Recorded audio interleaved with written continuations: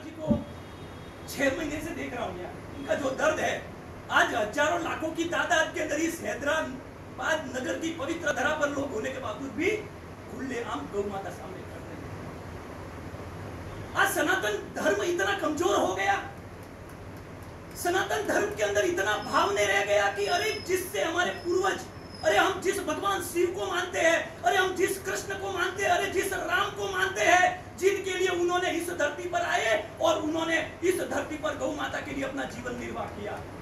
कृष्ण भगवान को गौ माता के लिए या सालों तक उन्होंने गौ माता की सेवा की, और जिसने गौ की हत्या की उन राक्षसों को मारने का कार्य कृष्ण भगवान ने किया। रामचंद्र जी भगवान ने 14 साल तक वन के अंदर घूमे, नंगे पैर, खाए पिए बगैर, और उन्होंने असुरों को मारने का कार्य किया। तब जाकर गौ माता बची, और हम लोगों को इस धरती पर भेजा है, हम कुछ न कुछ गौ माता का कार्य करें, धर्म का कार्य करें, राष्ट्र का कार्य करें। लेकिन आज दुख होता है कि लाखों की तादाद के अंदर होने के बावजूद भी, हिंदू धर्म के लोग होने के बावजूद भी हमारे नजर के सामने खुली गौ माता कट रही है, खुली घरों के बाद गौ माता मारती हुई है। और दुख होता है, अंदर ग्लानि होती है कि सनातन धर्म कितना कमजोर हो गया है। इसका मुख्य कारण यह है कि इसका जो मुख्य कारण हम देखने को जाए तो रामचंद्र जी भगवान ने कहा है, भय बिन प्रीत नहीं। जब तक किसी धर्म के अंदर भय का वातावरण नहीं होगा तब तक धर्म की रक्षा नहीं हो सकती है। रामचंद्र जी भगवान ने कहा है, हमारे देश का कोई भी नेता या तेलंगाना का जो शासन करते हैं उनको भय नहीं है। उनको पता है कि हिंदू का भी मत मेरा है और मुस्लिम का भी मत मेरा है। भय का वातावरण जब होता है, उनको पता है कि एक लोग, एक समाज मेरे साथ में बैठा हुआ है, तो उस समाज के साथ वो विरोध नहीं कर सकते। आज हैदराबाद की बात आई, कल शिव कुमार जी टीवी 9 के ऊपर कॉन्फ्रेंस कर रहे थे, तो सामने जो MIM का जो था वो क्या बोल रहा था, वो उसने एक ही बात कही कि नंदी कटने जाए या गौ कटने जाए, हमें कोई फर्क नहीं पड़ता, हमें तो मांस खिलाना है।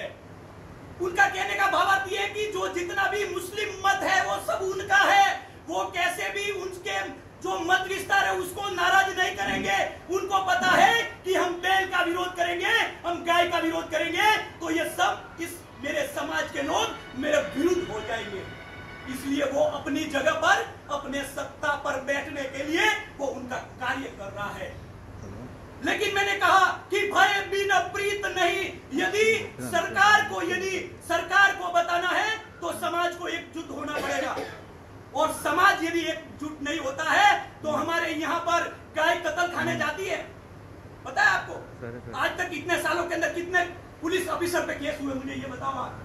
अरे गाय बच्चे की जितने भी पुलिस अधिकारी है, जब तक उनके ऊपर एक भी केस नहीं होगा वो मुख्यमंत्री से डरने वाले नहीं है। उनका बाप एक ही है और वो है हमारा कोर्ट। ये जीवन के अंदर ध्यान रखना, यदि गौरक्षा का काम करना है तो वो कोर्ट के अलावा मुख्यमंत्री से भी नहीं डरते। उनको पता है कि हम नौकरी पे वापस आ जाएंगे, ये ध्यान रखना आप।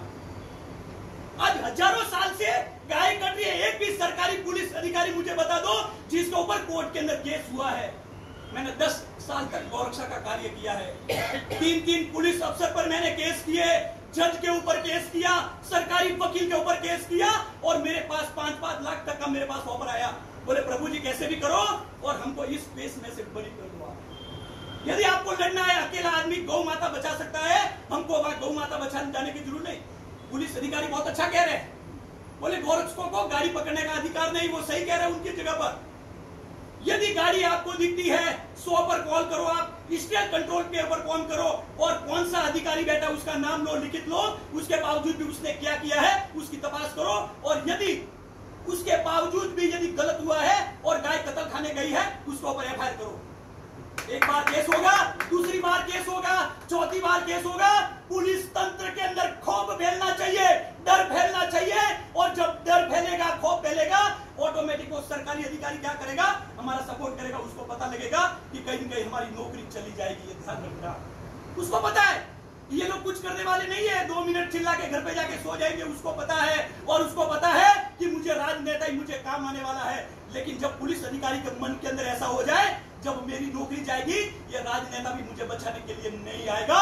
इस प्रकार का खौफ यदि आप उत्पन्न करेंगे तो गौ माता का काम आगे बढ़ेगा। इसलिए मैं आप सब लोगों को बहुत बहुत धन्यवाद देता हूं। मैं आपके चरणों में कोटि कोटि नमन वंदन करता हूं और मुझे दुख होता है कि इस पवित्र धरा पर इतनी गौ माता कट रही और कोई नहीं बोल रहा है। और मैं तो शिव कुमार जी को बहुत बहुत साधुवाद देता हूं। मेरी जिंदगी के अंदर पहली बार मैं यह 6 महीना यह रुका हूं। मुझे पता है आने वाला समय कहां है। मैं एक दिन भी किसी गांव में नहीं रुकता हूं, लेकिन आज मुझे पता है कि मैं यहां से जाऊंगा और अभी ये इतना काम करे, इनका मनोबल कम होगा। शुरुआत जब हुई ना, बहुत से लोग साथे थे, झुंड साथ में था, लेकिन उसमें कुछ तकवादी लोग भी आते हैं, कुछ इच्छा की पूर्ति करने वाले भी आते हैं। लेकिन अभी जो कुछ भी दिख रहा है वो मुझे सोना नजर आ रहा है, गोल्ड नजर आ रहा है, जिसका कोई स्वार्थ नहीं। और गौ माता के कहीं न कहीं उसके हृदय के अंदर कहीं न कहीं धर्म का भाव है, इसलिए एकत्रित हुए हैं।